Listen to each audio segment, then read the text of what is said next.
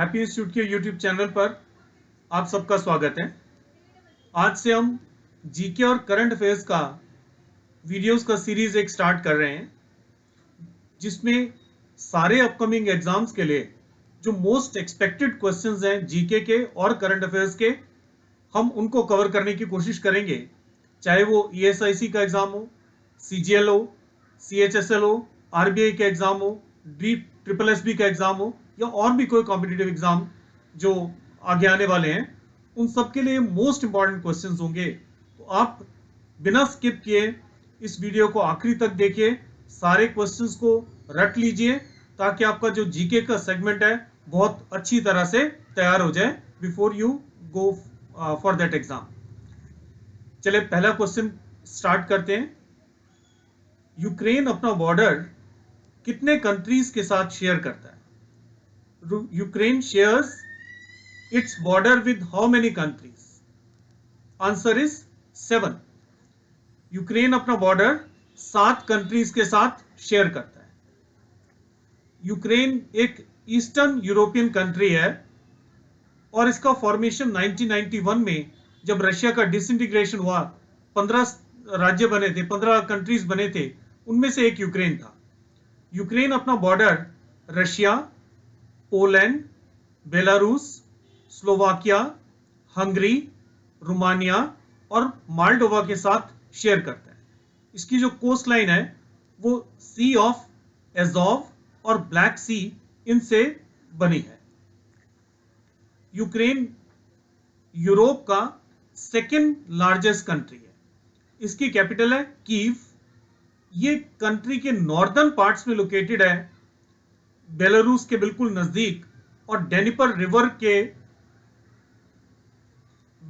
Banks पे ये इनकी कैपिटल लोकेटेड है।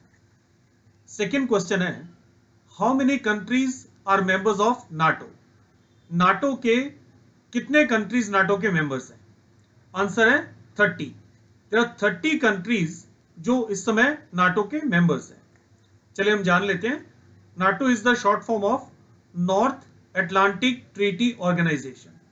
ये एक मिलिट्री अलायंस है जिसमें 30 कंट्रीज हैं। हालांकि इनिशियली जब नाटो स्टार्ट हुआ तो देयर वर 12 मेंबर स्टेट से, जो अब बढ़ के 30 हो गए हैं। It is established bye north Atlantic treaty. इसको वॉशिंगटन ट्रीटी के नाम से भी जानते हैं, इसको वॉशिंगटन ट्रीटी भी कहते हैं।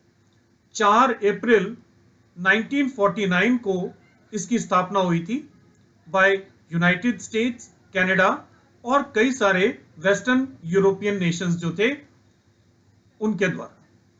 इसका एम था to create an alliance to counter the Soviet Union. उस समय सोवियत यूनियन था यूएसएसआर, जिसको हम सोवियत संघ कहते थे। उसका डिसइंटीग्रेशन हो गया 1991 में। इस ट्रीटी का जो आर्टिकल 5 है वो सबसे इंपॉर्टेंट आर्टिकल है। शायद सबसे जो मेन बात है वो इस आर्टिकल की है। यह आर्टिकल कहता है कि अगर इनमें से कोई एक मेंबर, इस अलायंस के किसी एक मेंबर के ऊपर अटैक हो जाए, चाहे वो यूरोप में हो या नॉर्थ अमेरिका में, it is considered to be an attack on all the members. सारे के सारे मेंबर्स पे इसको अटैक समझा जाएगा और सारे के सारे कंट्रीज, सारे के सारे मेंबर कंट्रीज इनके जो हैं वो एक साथ लड़ने के लिए आ जाएंगे। इसी कारण जो वेस्टर्न यूरोप है वो भी अब यूएस की जो न्यूक्लियर अम्ब्रेला है उसमें आ गया। चलिए अगले क्वेश्चन पे चलते हैं। Who has been appointed as chairman of ISRO? Chairman of ISRO अभी रिसेंटली अपॉइंट किया गया। किसको अपॉइंट किया गया है? S Somanath. Option B is the right answer, S Somanath. ISRO, इसका फुल फॉर्म है इंडियन स्पेस रिसर्च ऑर्गेनाइजेशन। ये स्पेस एजेंसी है इंडिया की और Department of Space Government of India के अंदर काम करती है। इसका एस्टैब्लिशमेंट हुआ था 15 अगस्त 1969 में। 15 अगस्त 1969 इसका एस्टैब्लिशमेंट हुआ था। इसरो का हेडक्वार्टर है बंगलुरु, कर्नाटक में। ये बहुत बारी ये क्वेश्चन आता है, बहुत बारी ये क्वेश्चन आता रहता है कि इसरो का हेडक्वार्टर्स कहां पर है? बेंगलुरु में, कर्नाटक में। अंतरिक्ष कॉरपोरेशन लिमिटेड ACL इसकी एक मार्केटिंग इकाई है जो इसरो के स्पेस प्रोडक्ट और इसकी जो सर्विसेज हैं उसको मार्केटिंग करने का, उसको प्रमोट करने का, कमर्शियल एक्सप्लॉयटेशन का काम ये कॉरपोरेशन करती है। चलिए अगले क्वेश्चन पे चलते हैं। Which country launched a rocket to place record 22 satellites in space? So China is the country जिसने ऐसा किया है। चाइना ने 22 सैटेलाइट्स स्पेस में एक साथ जो लॉन्च किए थे। मार्क 8 रॉकेट जो उसके द्वारा इन्होंने 27 फरवरी 2022 को 22 सैटेलाइट्स एक साथ स्पेस में लॉन्च किए थे और इसी के साथ चाइना ने अपना रिकॉर्ड बना लिया, डोमेस्टिक रिकॉर्ड, सबसे ज्यादा स्पेसक्राफ्ट एक ही बार में एक ही रॉकेट से लॉन्च करने का। अगले क्वेश्चन पे चलते हैं। When is national science day observe? National science day कब मनाया जाता है? दोस्तों ये 28 फरवरी को मनाया जाता है। नेशनल साइंस डे 28 फरवरी को हर साल मनाया जाता है। अगला question, what is the rank of India in international intellectual property index 2022? जो 2022 का इंटरनेशनल इंटेलेक्चुअल प्रॉपर्टी इंडेक्स है उसमें इंडिया का क्या रैंक है? इसमें इंडिया का रैंक है 43rd रैंक है इंडिया का। इसको देख लेते हैं। इंटरनेशनल इंटेलेक्चुअल प्रॉपर्टी इंडेक्स 2022 जो है वो रिलीज किया गया था by Global Innovation Policy Center of the US Chamber of Commerce. India ने इसमें अपना IP स्कोर जो इंप्रूव किया है 38.4% से 38.6% पे, और इसके साथ इंडिया का रैंक 43 है out of 55 countries. So 55 countries को इन्होंने यार्ड स्टिक पे रख के इन्होंने कंपेयर किया था और इंडिया का रैंक इसमें 43rd है। नेक्स्ट इसमें जो टॉप 5 रैंकिंग कंट्रीज हैं वो रैंक 1 है यूनाइटेड स्टेट्स का, rank 2 United kingdom, rank 3 Germany, rank 4 Sweden और 5वां रैंक जो है वो फ्रांस का है। चलिए अगले क्वेश्चन की तरफ चलते हैं। Which is the headquarters of the International Atomic Energy Agency? Atomic energy IAEA जो है इसका हेडक्वार्टर कहां पर स्थित है? Where is the headquarters of International Atomic Energy Agency? इसका आंसर है वियना में। इसका हेडक्वार्टर वियना में स्थित है। इंटरनेशनल एटॉमिक एनर्जी एजेंसी एक इंटरनेशनल ऑर्गेनाइजेशन है। ये प्रमोट करना चाहती है peaceful use of nuclear energy. इसका काम है न्यूक्लियर एनर्जी का पीसफुल यूज जो है उसको प्रमोट करना और इसके मिलिट्री यूज को रोकने की कोशिश करना, इंक्लूडिंग न्यूक्लियर वेपन्स बनाने की जो होड़ लगी हुई है पूरी दुनिया में, इसको रोकने की कोशिश करना, ये IAEA का मेन काम है। IAEA 29 जुलाई 1957 को इसकी स्थापना हुई। चलिए अगले क्वेश्चन की तरफ चलते हैं। वेयर वाज सागर परिक्रमा प्रोग्राम इनॉग्रेटेड? सागर परिक्रमा प्रोग्राम जो है वो कहां पर इनॉग्रेट किया गया था रिसेंटली? वो इनॉग्रेट किया गया था गुजरात में। चलिए देखते हैं क्या है सागर परिक्रमा प्रोग्राम। हम आपको पता होगा आजादी का अमृत महोत्सव मना रहे हैं और ऑलरेडी जैसे फाइनेंस मिनिस्टर ने अपनी बजट स्पीच में कहा था हम अमृत काल में आ चुके हैं। अमृत काल स्टार्ट हो गया है। 75 साल से लेके 100 साल जब हमारी आजादी को हो जाएंगे, ये जो 25 साल का पीरियड है ये अमृत काल है। इसी में हम आजादी का अमृत महोत्सव मना रहे हैं और सागर परिक्रमा प्रोग्राम इसी के संदर्भ में शुरू किया गया था। डिपार्टमेंट ऑफ फिशरीज और नेशनल फिशरीज डेवलपमेंट बोर्ड के द्वारा इसमें Indian Coast Guard, Fishery Survey of India, Gujarat Maritime Board और फिशरमैन रिप्रेजेंटेटिव्स जो है वो मिलके इसमें काम कर रहे हैं। है क्या ये प्रोग्राम? ये एक नेविगेशन जर्नी है that will take place in all coastal states and union territories. किस लिए? To show unity with all fishermen, fish, farmers और बाकी जितने भी स्टेक होल्डर्स हैं उनके साथ यूनिटी दिखाने के लिए ये प्रोग्राम शुरू किया गया। अगले क्वेश्चन पे चलते हैं। ज़ैपोरिज़िया न्यूक्लियर पावर प्लांट कहां पर है? और ये रिसेंटली न्यूज में था। न्यूज में क्यों था? ये यूक्रेन में स्थित है। अगला क्वेश्चन है, who became the first Indian women cricketer to score 10,000 runs across all formats? Answer is Mithali राज।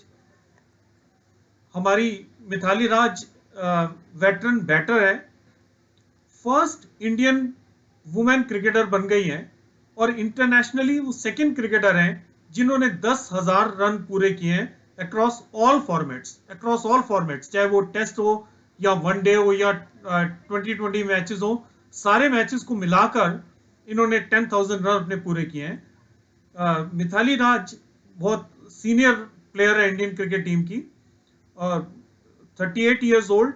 उन्होंने she has become the second women cricketer to complete 10,000 runs. जो पहली थी वो इंग्लैंड की शौर्य एडवर्ड्स थी, शौर्य एडवर्ड्स। नेक्स्ट है, which country will host 31st south east Asian games? 31वें south east Asian games कौन सी कंट्री जो है वो होस्ट करने वाली है? आंसर है वियतनाम। वियतनाम में ये गेम्स 12 मई से लेकर और 23 मई के बीच में होने वाले हैं।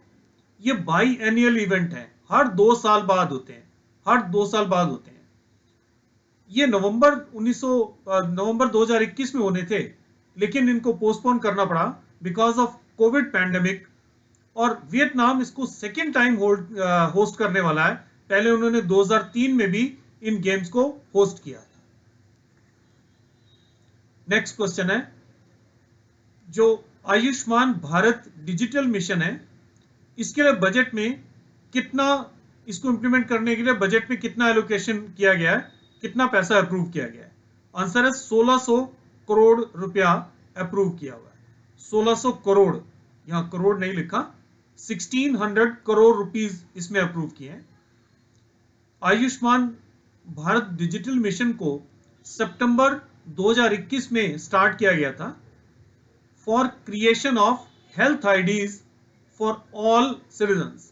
जितने भी सिटीजन्स हैं सबको एक हेल्थ आईडी दे दिया जाएगा, उसमें उनकी हेल्थ से रिलेटेड सारी हिस्ट्री होगी। तो इससे जो डॉक्टर्स हैं, हॉस्पिटल्स हैं, जो हेल्थ केयर सर्विस प्रोवाइडर्स हैं, उनको बहुत मदद मिलेगी कि सही ट्रीटमेंट कर पाएंगे। पूरा हिस्ट्री उनको पता होगा और ये पता होगा किस बेसिस पे इस पेशेंट को ट्रीट करना है, तो अच्छी हेल्थ केयर सर्विसेज मिल पाएंगी। अगला क्वेश्चन है, ऑपरेशन गंगा। ऑपरेशन गंगा किस लिए लॉन्च किया गया है?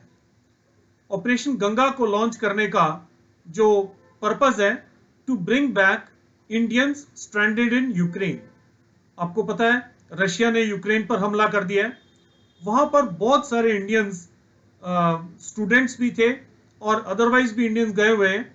जो इंडियन स्टूडेंट्स वहां स्टडी कर रहे थे वो सारे के सारे फंस गए। तो जब ये हमले तेज हो गए, उनकी जान को भी खतरा हो गया, तो भारत सरकार ने ये फैसला किया कि उनको वहां से निकालेंगे और उसके लिए ऑपरेशन गंगा स्टार्ट किया गया है, अपने जो इंडियन सिटीजन्स हैं उनको निकालने के लिए। ये 24/7 इसके लिए कंट्रोल रूम बनाए गए हैं और जो इंडियंस को लाया जा रहा है वो हंगरी, पोलैंड, रोमानिया और स्लोवाक रिपब्लिक, ये जो 4 देश हैं, इनके बॉर्डर से लाया जा रहा है। एक ट्विटर हैंडल ऑफ गंगा के नाम से, ऑफ गंगा हेल्पलाइन के नाम से, ये एक डेडिकेटेड ट्विटर हैंडल जो है वो शुरू किया गया है ताकि जितनी भी इंफॉर्मेशन है वो सारी अपडेट रखी जाए, अप टू डेट रखी जाए, सब लोगों को सारी इंफॉर्मेशन मिलती रहे। अगला क्वेश्चन है, under which scheme 4 crore household are being provided with electricity connections. 4 crore household जो हैं उनको बिजली का कनेक्शन दिया जा रहा है। कौन सी स्कीम के अंडर? वो स्कीम है सौभाग्य योजना।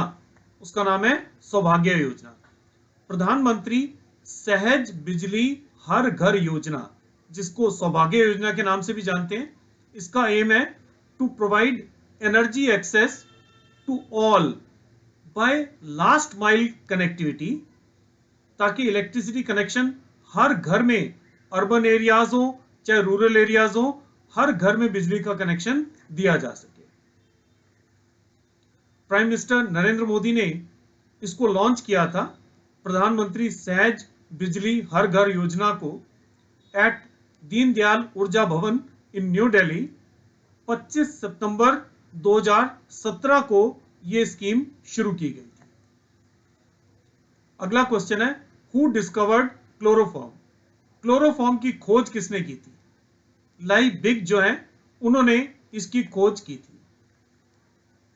अगला क्वेश्चन है, when was right to information act passed. Right to information act कब पास किया गया था?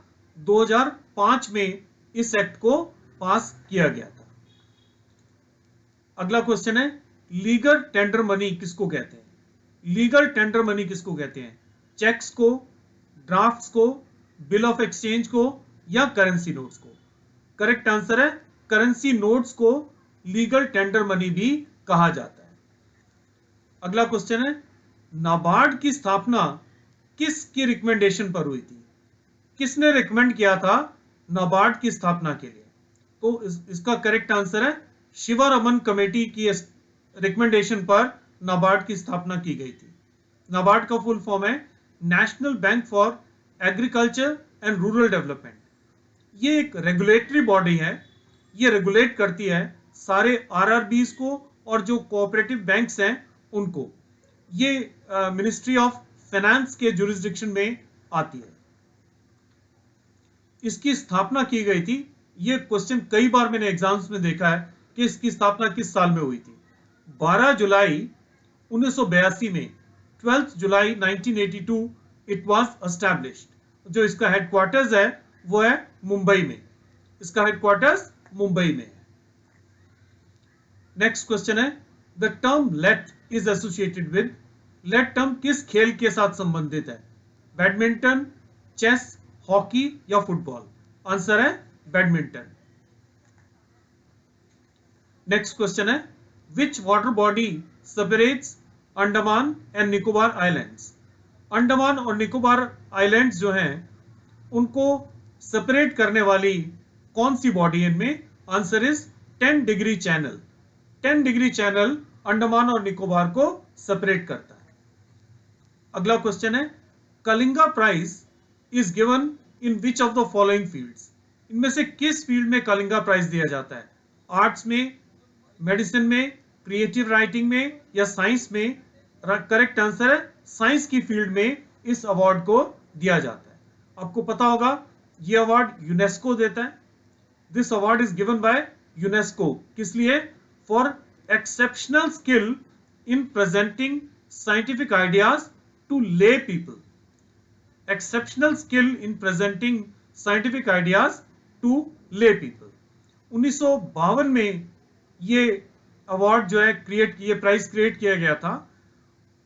जो बीजू पटनायक हैं, former president of Kalinga foundation trust, उनके जो डोनेशन है उससे इस प्राइज को स्टार्ट किया गया था। अगला क्वेश्चन है, इनविजिबल एक्सपोर्ट का मतलब क्या है? इनविजिबल एक्सपोर्ट अगर हम कहें तो उसका मतलब क्या है? उसका मतलब एक्सपोर्ट ऑफ सर्विसेज है। इनविजिबल एक्सपोर्ट का मतलब एक्सपोर्ट ऑफ सर्विसेज है। अगला क्वेश्चन है, which of the following countries was not a part of Quad summit held recently? अभी क्वाड का समिट हुआ था, इनमें से कौन सा कंट्री शामिल नहीं था? Answer is Russia. रशिया इनमें से क्वाड में शामिल नहीं है। एक वर्चुअल मीटिंग हुई थी जिसमें प्राइम मिनिस्टर नरेंद्र मोदी ने पार्ट लिया था, यूएस प्रेसिडेंट जो बाइडेन ने इसमें हिस्सा लिया था, Australian prime minister Scott Morrison और Japanese prime minister Fumio Kishida, इन चारों लीडर्स ने इसमें हिस्सा लिया था। क्वाड जो है एक जियो स्ट्रेटेजिक ग्रुपिंग है जिसमें इंडिया, यूएस, जापान और ऑस्ट्रेलिया है। क्वाड कोalition सबसे पहले जापानीज प्राइम मिनिस्टर शिंजो एबे 2007 में उन्होंने इसकी बात करने की कोशिश की थी। ही फर्स्ट mooted द आइडिया, लेकिन जो क्वाड का एक्चुअल फॉर्मेशन हो पाया वो 2017 में हुआ। पहले चाइना ने ऑब्जेक्शन कर दिया था तो ऑस्ट्रेलिया ने हाथ पीछे खींच लिया और इसकी स्थापना नहीं हो पाई थी। अगला क्वेश्चन है, रेपो रेट एट प्रेजेंट क्या है, कितना है? एट प्रेजेंट रेपो रेट है 4%। रेपो रेट एट प्रेजेंट है 4%। चलिए हम बाकी भी देख लेते हैं। रिवर्स रेपो रेट इस समय 3.35 है, बैंक रेट इज 4.25, CRR 4% है और SLR 18% पे। आपको पता होगा repo rate is the rate of interest that is charge by RBI जब ये अपने कमर्शियल बैंक्स को शॉर्ट टर्म के लिए लोन देता है। नेक्स्ट क्वेश्चन है, भोतिया ट्राइब के लोग इनमें से कौन से स्टेट में रहते हैं? भोतिया ट्राइब के लोग इनमें से कौन से स्टेट में रहते हैं? Answer is UP. UP is the correct answer. Next is, which of the following writs can lie only against a person holding a public office? Answer is quo warranto. Quo warranto is the writ जो एक person के against हो सकती है who is holding a public office. अगला question है, रियाल इनमें से किस देश की करेंसी है? रोमानिया, ईरान, जापान या लीबिया? Answer is Iran. जो रियाल है वो ईरान की करेंसी है। नेक्स्ट क्वेश्चन है, ह्यूमन राइट्स डे कब ऑब्जर्व किया जाता है? बहुत बारी पेपर्स में ये क्वेश्चन कवर किया जाता है, बहुत सारे एग्जाम्स में इस क्वेश्चन को देखा हमने। ह्यूमन राइट्स डे कब मनाया जाता है? 10 दिसंबर को ह्यूमन राइट्स डे ऑब्जर्व किया जाता है। अगला क्वेश्चन है, which UN body deals with population problem? Population problem को डील करने वाली यूएन बॉडी है UNFPA। UNFPA।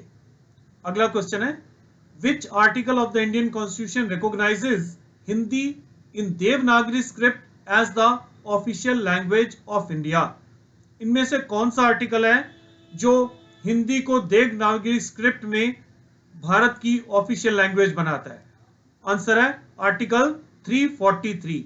आर्टिकल 343 हिंदी को ऑफिशियल लैंग्वेज ऑफ इंडिया बनाता है। अगला क्वेश्चन है, when was reserve bank of India established?